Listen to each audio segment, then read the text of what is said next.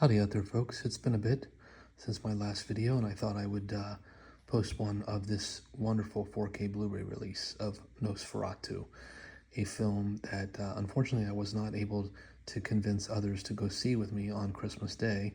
I thought it was the perfect Christmas movie, but I am so glad that it is on my shelf, and I finally sat down and watched it, including the so-called director's cut or unrated cut, along with the special features, and watched it on my OLED TV 65-inch with my Sonos 5.1 sound system with the subwoofer, and it sounded and looked amazing.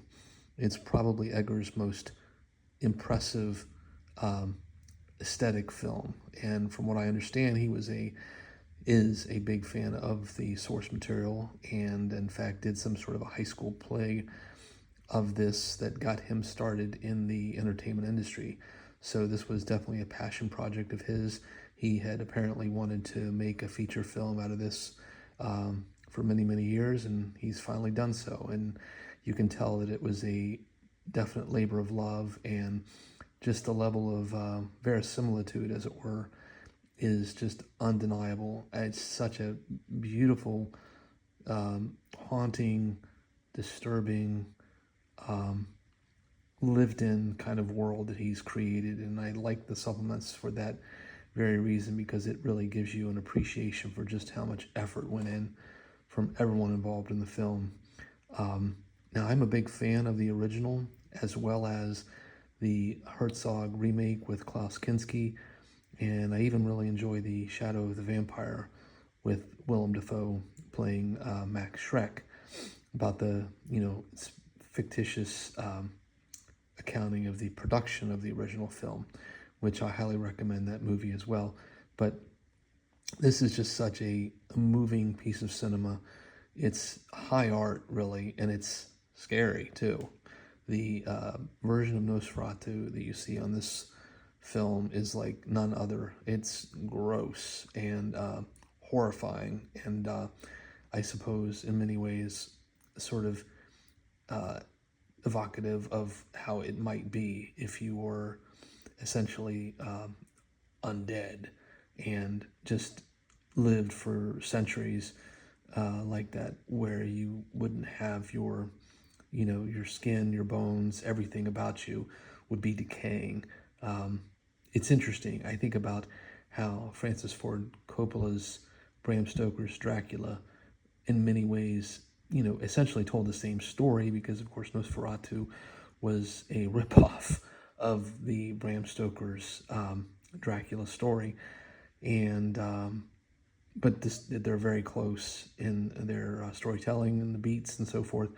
But what struck me was just how much better the acting was in this film, with the exception, of course, of Gary Oldman, who did a terrific job as Dracula. I thought Anthony Hopkins was fine, but Keanu Reeves and Winona Ryder in that movie were just not good. In particular, Keanu, who just pretty much almost ruined the film, and I say that as a fan of his. He just wasn't right for the part, and that accent that he tried was just pretty dreadful. But I digress. This movie, probably the only knock I would say on it is that it's a little slow, but so is the Herzog film. So personally, I think it's a wonderful piece of cinema. I highly recommend it, and this 4K Blu-ray looks amazing. It's definitely demo worthy, and it just brings you into a remarkably convincing world, and is done so with a level of craftsmanship that is, honestly, I just don't have any complaints at all about the movie. Highest recommendation, and again, this 4K release is definitely giving it the requisite TLC. And I'm sorry about the focusing on this iPhone, it's just dreadful.